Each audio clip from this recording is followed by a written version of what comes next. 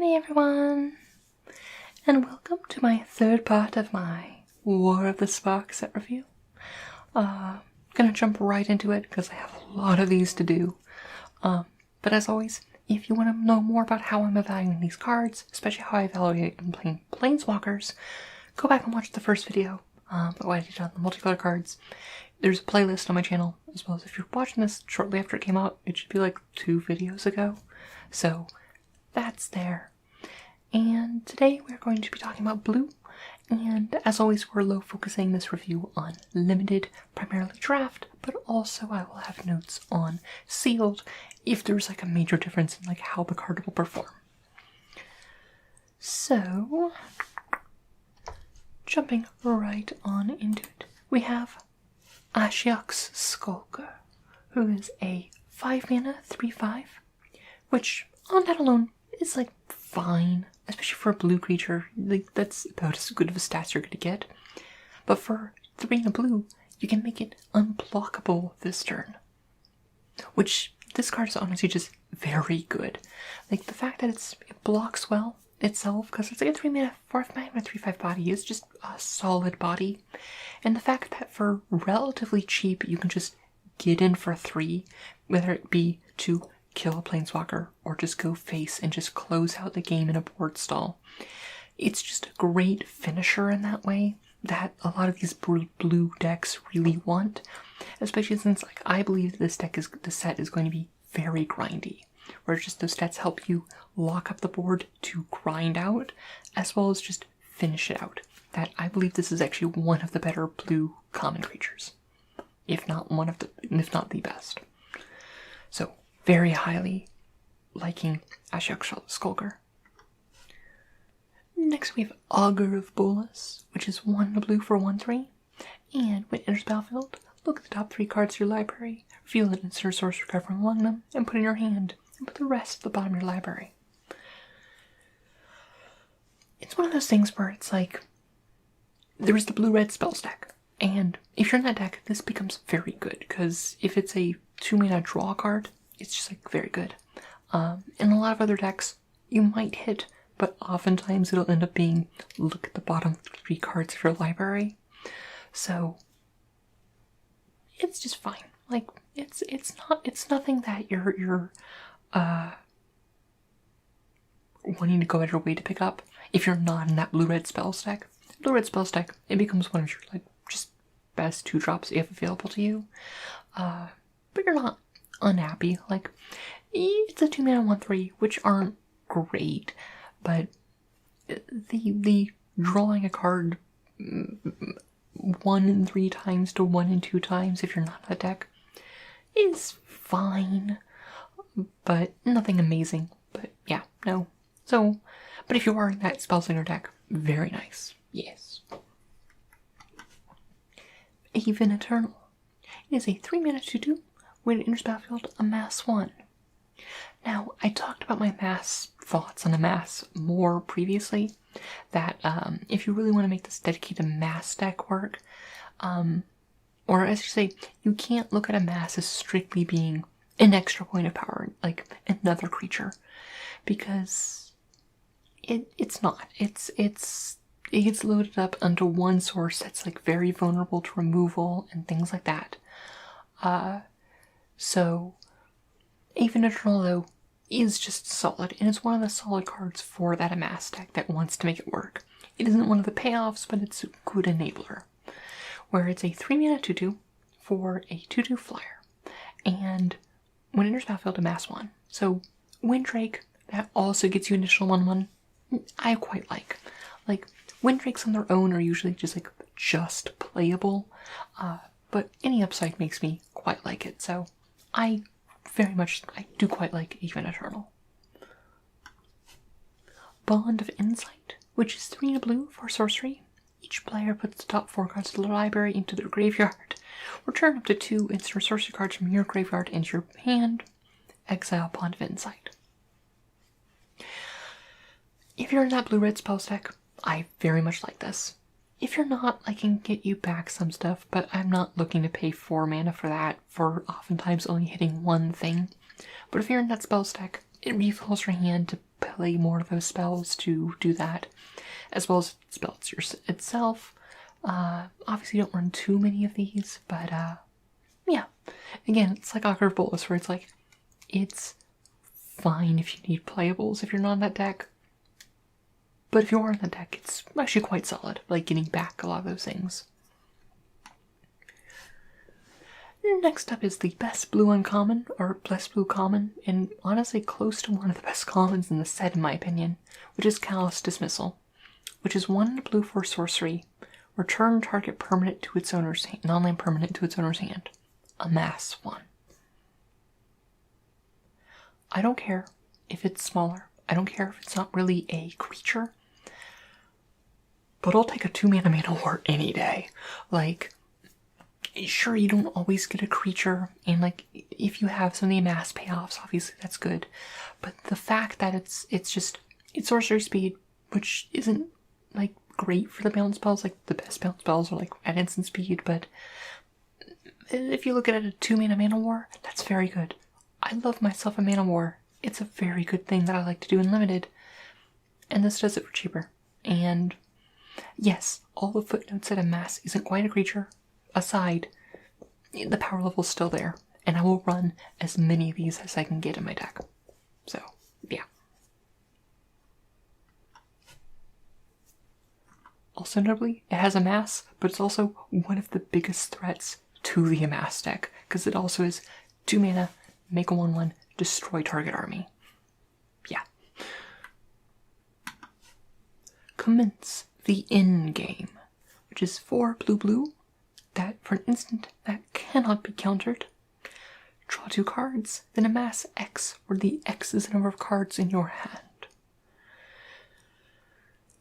I am very medium on this. Like, if you have the amass, like, payoffs, like the uncommons that give you the stuff, I like it more, but I don't want to be paying 6 mana for a divination that sure will give you some power and toughness on board, and it'll be fine, but like, it's just very expensive. But it is instant speed. It does give you there, but I want to have some of the amass payoffs, because especially in limited, like by 6 mana, you're not going to have that many cards in hand. Like, there is a situation where you like draw this and like, you all of a sudden like, oh yes, I draw 2 cards and now I amass 6 and now I have 6 extra power and it just got me a 6/6 that drew 2 cards. But realistically, by the time you're getting to 6 mana, you're only gonna have like 2 to 3 cards in hand. So yeah, like sure, like you cast 1 and then you amass 3 or 4, which is fine, but it's nothing insane. And you, again, with like these, like, this is one where the amass is not just a slight upside, where I think you really want to be with the amass cards, where it's like, you want the amass cards to be just icing on the cake, and then it's just real solid, but not the main feature of the card, and that's what it is in this case. So yeah, very on Commence the Endgame. Contentious Plan, which is 1 blue for proliferate, draw a card. I mean, yeah, it cycles itself for 2 mana, and if you have walkers, or the +1/+1 counter, because there's a little bit of like that Simic +1/+1 counter, and also Azorius. In the amass deck, it isn't as good, because if anything, this just becomes amass 1, draw a card for 2, which, I mean, by that point, like, it's like, but that said, its floor is you pay 2 mana, you cycle this, and its upside is very high. And it's also very good in the Spell Center deck, because even if you're not proliferating, it's a spell that cycles itself. So I very much like Contentious Plan quite a lot. In like almost every deck. Crush Descent, which is 3 blue for counter target spell unless its controller pays 2, amass 2. I don't care if you staple 2 for the power, I'm not paying 4 mana for a quench. I'm honestly not usually happy playing 2 mana for a quench. This card is bad. don't play this card. Just don't. It's not a good counterspell. I feel bad playing for 3 mana counterspells, and those are the unconditional ones. And this one's super conditional. No. I mean, there is a situation where you can cast it, they do that, but you still could do a mass, but no, don't, no. Erratic Visionary, which is 1 and a blue for a 1/3. They pay 1 blue, tap it to draw a card, then discard a card. I don't care if I have to pay mana for every turn. Looters are good. Like, it's also like a decent body. It's not like a lot of looters that end up just being 1/1s that can't do stuff in combat. This can block reasonably well, and I love looters. It passes the test of, is this 2-drop useful when I draw turn 10? And the answer is yes, very much yes. So,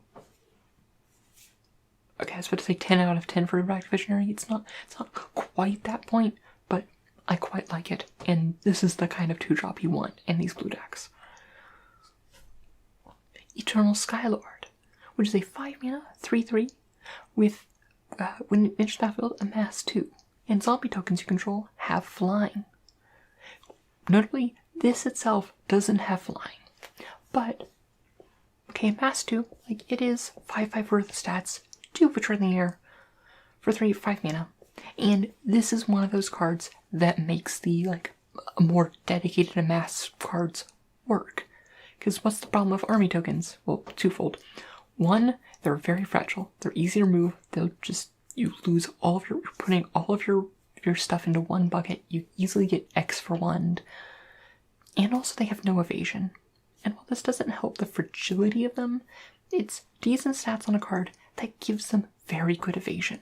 You slam this down, if you already had like, say like a 3 power like army, all of a sudden it's 5 in the air, it can swing immediately. I really like Eternal Skylord, and it's one of those cards that you need to make the amass deck work. And as soon as I have one of these, I'm much more keen to take some of the borderline amass cards, and it just makes all the other ones you have so much better. Fibblethip Lost, which is a 2 mana 1/1. When he enters the battlefield, draw a card. If it entered the battlefield or was cast from your library, draw 2 cards yourself. Instead, ignore that text. Usually it's just an Elvish Visionary. And whenever it becomes target of a spell, shuffle to its owner's library. He's just good. He's just a good little boy. I mean, you're casting him as an Elvish Visionary to just cycle him. And sure, he can get easily bounced and shuffled in your library, but then you just might draw him again. He's nothing insane, but I mean, I don't mind 1/1s that for 2 mana that replace himself. It's just perfectly fine value. And it's Fibblethip. Yay! Finale of Revelation, or Egg Time, which is X blue for draw X cards. If X is 10 or more, which you can ignore, you're not getting there for the most part. Instead, shuffle your graveyard into your library, draw X cards, untap 5 lands, and you have no maximum hand size for the rest of the game. I mean, it's one of those things where it's just a draw spell that scales well off the game. On 4 mana, it's Worst Divination. On 3 mana, you're getting on par with that. In late game, it becomes a very good spell. And there is that dream scenario where you have 12 lands, it's the end of the game, this is one of your last cards you've been grinding out, you cast Finale of Revelation, you shuffle your library in, you untap your lands, all your lands are already on the battlefield, you draw 10 cards of straight gas, and it's amazing. But for the most part, you're just running this as a flexible draw spell, which it is, and it's a solid one at that. It's not as good as the white Finale, but it is just solid. So yeah. Flux Channeler, which is 2 and a blue for 2/2. Whenever you cast a non-creature spell, proliferate. This is one interesting one because it's obviously it wants to be in it seems really good to be at first glance it's oh, it's wants to be in the Is It Spells deck, but then it's trying to make the Super Friends deck work. But it's non-creature spells. this is one of the Super Friends payoffs, because it's whenever you cast one of your planeswalkers, you get to proliferate, increasing all your other planeswalkers. And sure, if you have other non-creatures, it helps those too. But yeah, no. This is a card, like, the Spellslinger deck doesn't really want this. Like, if they have instant planeswalkers and things like that, yes. But for this, it's obviously very good. So,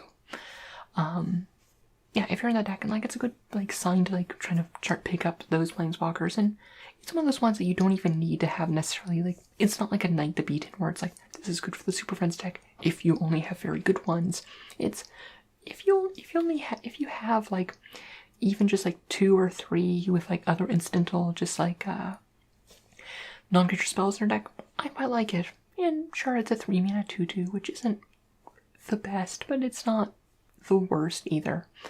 And for a certain extent, it's like one of those same reasons for 2-drops. It's like, when you draw this late game, are you sad about drawing it? The answer is no. So yeah, I like Flesh and Honor.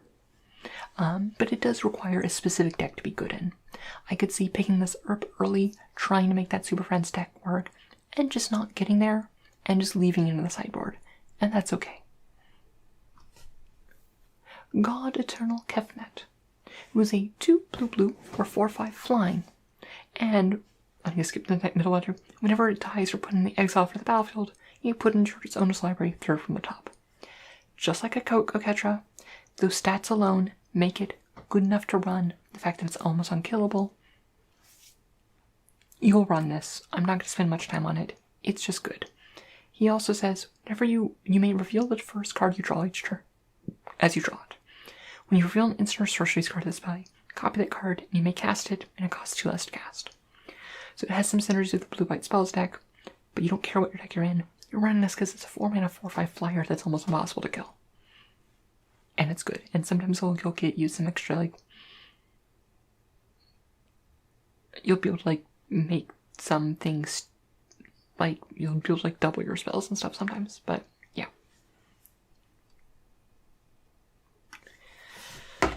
Chase, Wielder of Mysteries, which is 1 blue for Planeswalker. So 4 mana, but it is heavily blue, so you do want to make sure you are like base blue, and maybe even have fixing at that point. If you would draw a card while your library has no cards in it, you win the game instead. This is a walker you want to protect, because he has a game plan that it's really focusing that you're trying to do. And if you lose Jace, it's catastrophic for you and you'll end up killing yourself. +1 is, target player puts the top 2 cards of the library into the graveyard, draw a card. -8, draw 7 cards, then if your library has no cards in it, you win the game.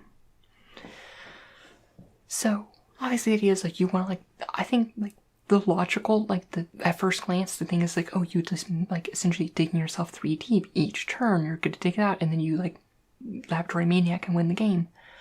I do not recommend doing that.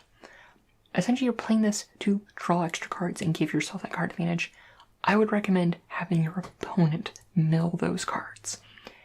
For this reason. If you're milling yourself, yes, you can win the game that way, and yes, like, you might mill your opponent, like, if you're trying to mill your opponent out with a grindy matchup, like, it'll take longer for you to mill them because they're only going 2 deep each. You're only shaving 2 off instead of 3 off of yours each turn. But if they have any way to deal with Jace, even if you have good defenses, there's ways to take out walkers without, like, no matter how many defenses you have up in this format, you can end up killing yourself. And I feel like the safer bet, unless you absolutely know they have no way of killing it, is to just mill them. Don't expose yourself to the chance of getting milled out and then having Chased removed, and then all of a sudden you're on a big clock until you just lose. And just be using Jace as that card draw engine. That is my advice for using Jace. That said, Jace is 4 mana, draw a card extra card every turn that they have to deal with, otherwise you'll just run away with card advantage. It's Jace. Go Jace. He draws cards. Fun fact. Blue Planeswalkers draw cards. And we're only 4 mana too, so yeah. Jace's Triumph, which is 2 and blue for sorcery. draw 2 cards. If you control a Jace Planeswalker, draw 3 cards instead. That second clause is not really relevant. You're mostly using this as divination, which is honestly usually solid, especially since there is a blue-red Spellslinger's archetype. This is the kind of card that you want to be filling it up with. And, yeah, no, it's divination. You'll be happy to run a few of these. Like, obviously you don't want tons of them, but yeah. And obviously it goes up quite a bit in that blue-red spell stack. So, Casa, Mina, Enigmatic Mentor, which is 3 blue for a 5 loyalty Planeswalker. Spells that your opponents cast that target a creature or Planeswalker you control costs 2 more to cast. That clause is annoying, but not enough for them to I have to remove this. But they might want to remove it eventually. -2, make a 2/2 blue wizard creature token, then you may draw a card and then discard a card. And you can do that twice before discounting proliferate stuff. Casa is very good. Assuming she doesn't just get hit in the face, but she makes things for herself. She takes the creature slot, which is important in your deck, not your non-creatures, so you don't thinning your deck of creatures. She makes a 2/2 and loots you. You get to loot twice as well. Casa, very good. One of the better I think the best monocolor uncommon commander, Planeswalker in my opinion. For limited, that is. So yeah. Also, she looks really cool. So that's cool. Yeah, Casa, yeah. She's just solid. Just 4 mana, 4/4 worth of power, and you double loot. So yeah, and a not totally irrelevant ability. Casamina's Transmutation, which is 1 blue. Enchanted creature loses all abilities and has base power and toughness 1/1. I don't mind this at all. As a removal spell, sure, it's a 1/1, but it's still sure, it can pitch and tick in for 1 or something, but that blocks very easily and can jump block once, but it does effectively just remove it. Granted, if it has counters on it, it still keeps those. Also notably, it's one of the few ways to really get rid of the God Eternals.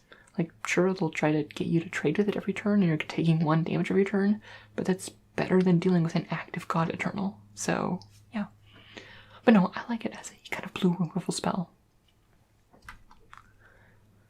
Kiora's Dambreaker, which is 5 and a blue for 5/6 that enters battlefield, proliferate.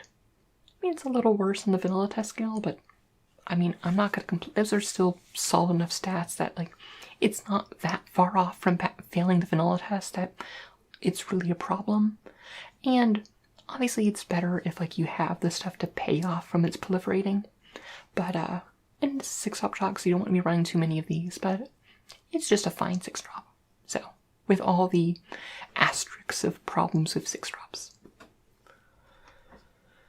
Lazotep Plating, which is 1 blue for an instant, amass 1.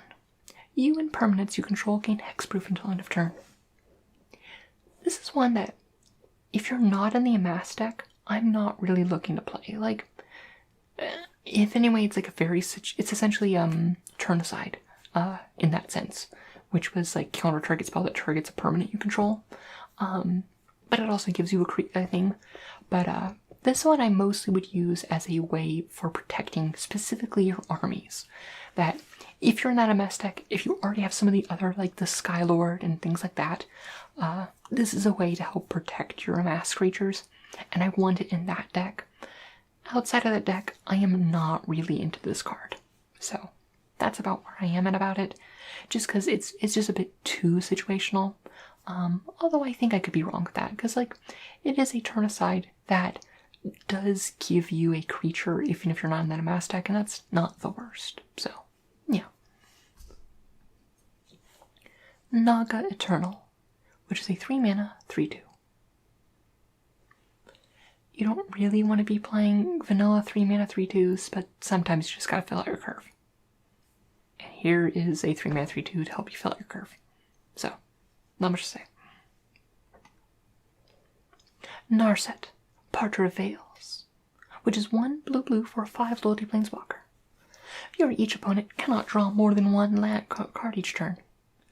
that is not super, like, it will sometimes be relevant, like, especially if they're playing a blue deck, and they'll want to kill this, so you'll get that, like, virtual life from that.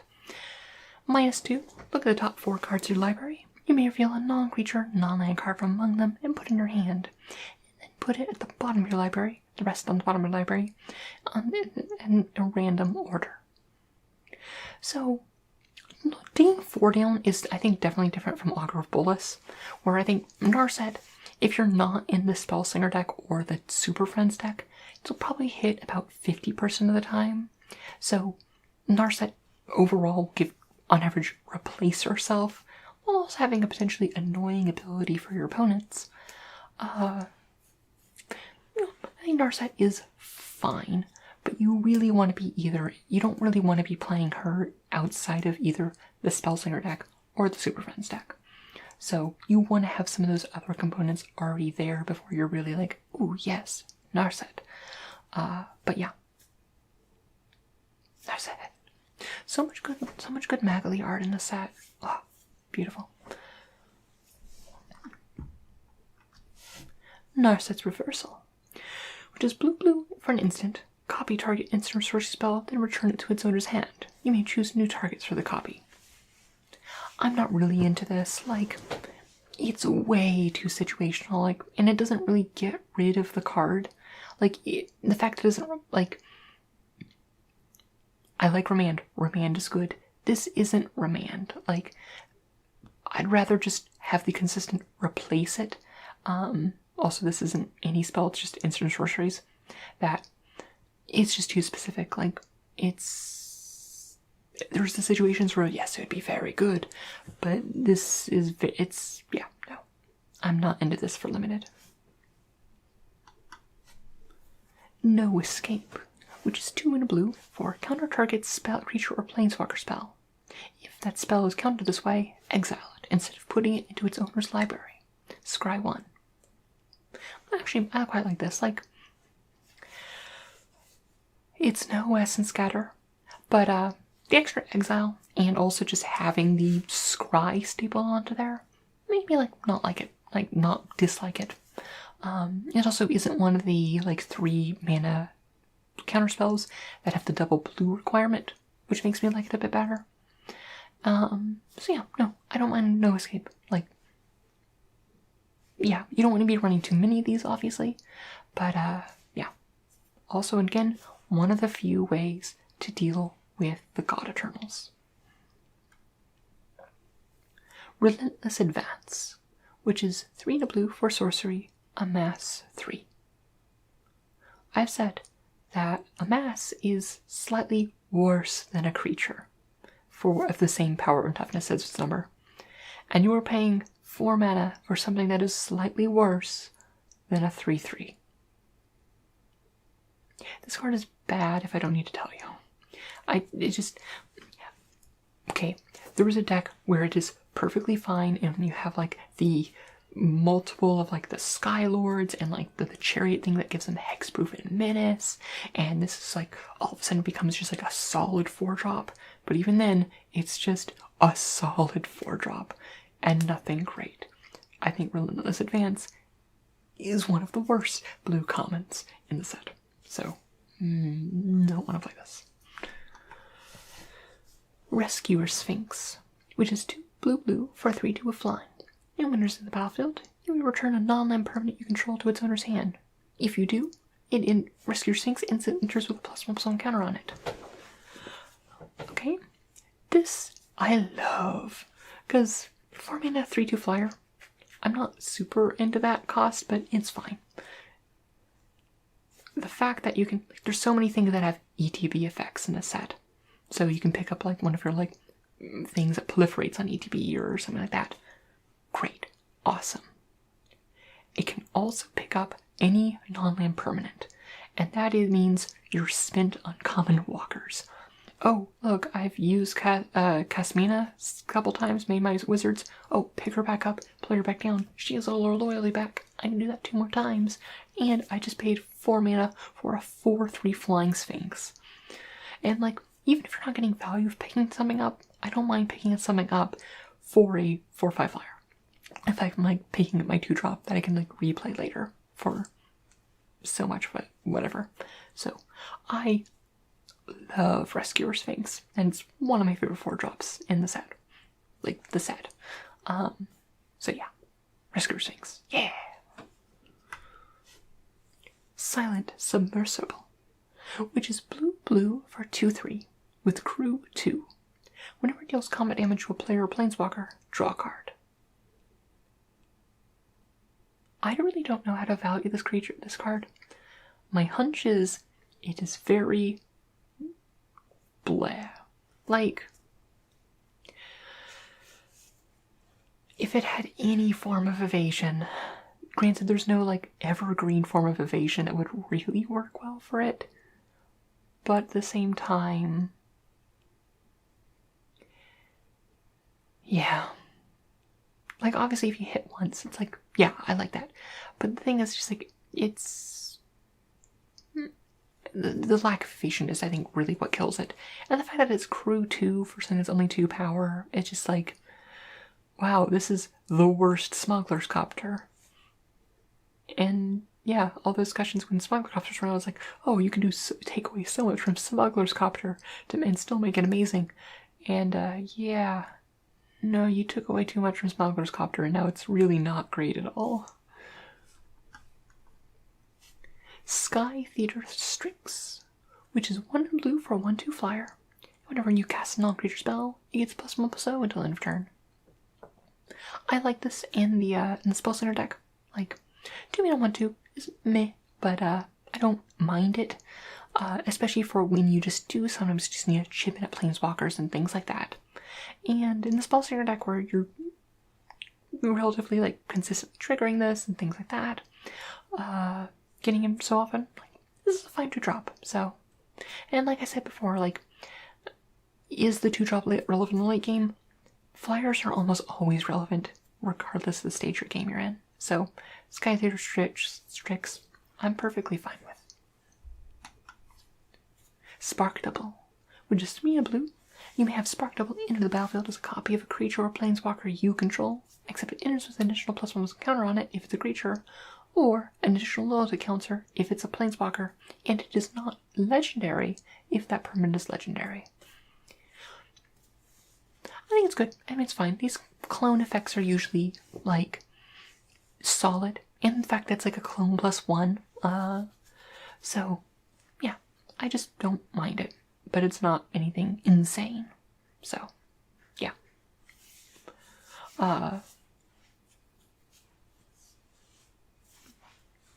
mean, like, obviously there's like a few planeswalkers are like doubling up on their passives is just like brutal, or like obviously like it's better like if you have like one of the good like rare walkers and things like that, but it's like it'll just be a good thing. Like, but at the same time, it does have the drawback of if you don't have any creatures, this is a terrible draw.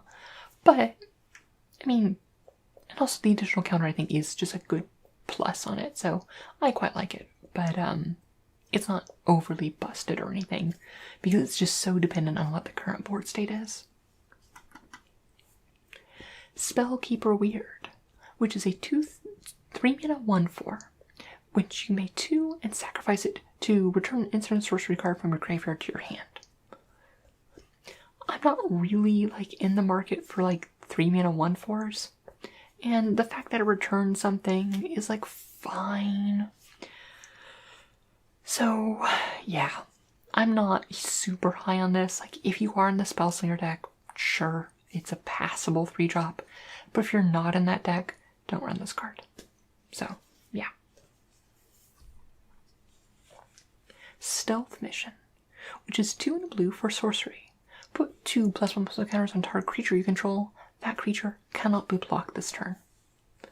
I actually really quite like this card. It's not a combat trick, but it puts counters on the creature, which they will be there forever. And honestly, what this looks like to me is that this is a planeswalker removal spell.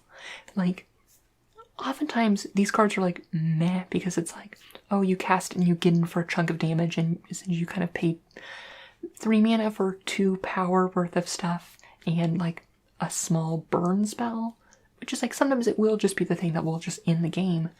But Or the spark is interesting because you have a lot of situations where it's like, in normal like draft environments, for the most part, it's like, you don't care how much damage like you've done, like getting almost all the way there doesn't matter. It's like, it's either all of the 20 or nothing. It doesn't matter. With spark though, you actually have like, because like I've said before, it's like, you're actually like over the course of a game in War of the Spark, you're going to be dealing like 30 damage. But you do have these like little milestones, which is like taking out your opponent's planeswalkers, and this one kind of like pushes you towards those milestones and puts counters on for like anything that cares about proliferate, so that creature will continue to grow later and things like that. Obviously you don't want to be running too many of these, but it's just a solid sorcery. So I quite like Stealth Mission quite a bit. Tamiyo's Epiphany, which is a 4-mana sorcery for scry 4, then draw 2 cards. The journal consists of about scry 2.5 is about equal to drawing a card. So this is like draw about 3.5 cards for 4 mana. And that's very good. It's just great. You're like looking at like 6 cards total, and yeah, no, it's just very good. Like one of the, like, this is a card draw spell that I'm really, really into. Like, for for 1 mana more, that's quite the divination. Teferi's Time Twist. Because of this card, I wish that all of like these signature like cards for all the planeswalkers were alliterative, but yeah. Teferi's Time Twist though is 1 blue, exile target permanent you control. Return that card to the battlefield under its owner's control at the beginning of the next end step.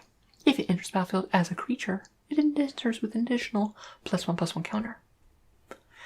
I quite like this. It can protect stuff from removal. It can recycle planeswalkers. Remember those things where it's like, oh, I've used up all my charges on my uncommon planeswalker. Oh, look, it's another thing. It puts a counter on if it's a creature for like anything that cares about proliferate, which makes like counters have that extra benefit there. And yeah, no, protects you from removal and all these other stuff. So I quite like Teferi's Time Twist. It's also fun to say, Teferi's Time Twist. Ooh. Thunder Drake, which is a 4-mana 2/3 flyer. Whenever you cast your second spell each turn, notably spell, not non-creature spell, put a +1/+1 counter on him. I quite like this. Like, 2-mana 3/2 flyer is like a little bit below like the vanilla test for like flyers, but I guess that isn't like the vanilla test at that point. That's like the French vanilla test. But like casting 2 spells in turn is not hard, and as soon as you just do that once, which is obviously not that hard, like the turn after you cast it, you obviously already got a 3/4 for 4 flyer, and that's just real solid, like just real solid flyer, and it grows from there. It continues growing, and the fact that like then it like incorporates things with proliferate and things like that, so it has that counter for which is relevant there, which just makes me like really like this. I mean, it's a 4-drop, which is a contested slot, but it's a solid flyer for that spot. Totally Lost, which is 4 and a blue for an instant. Put target non-land permanent on top of its owner's library.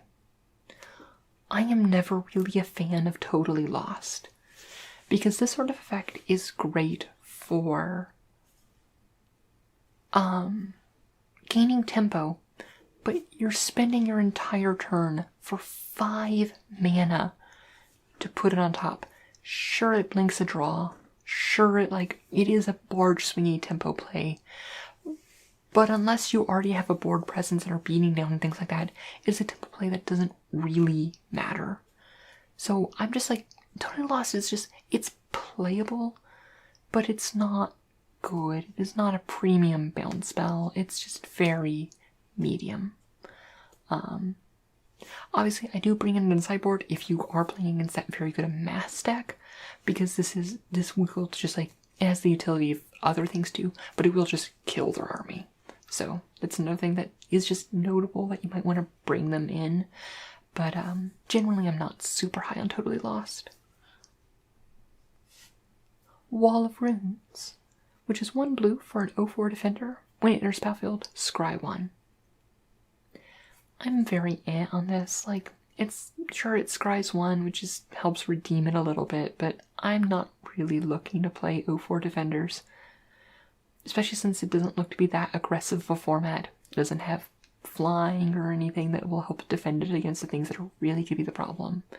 So I'm just not high on Wall of Runes. Sorry. And that is it for blue. So I hope you enjoyed this video. Now this is halfway done on the video front for getting done with the set review. Yeah, let me know what your thoughts are from the cards of the set, because getting other perspectives is very helpful for all of us to get better at the set and things like that. So, yeah. Well, I hope you enjoyed it, and I hope you have a wonderful night. And as always, may your stories smile upon you.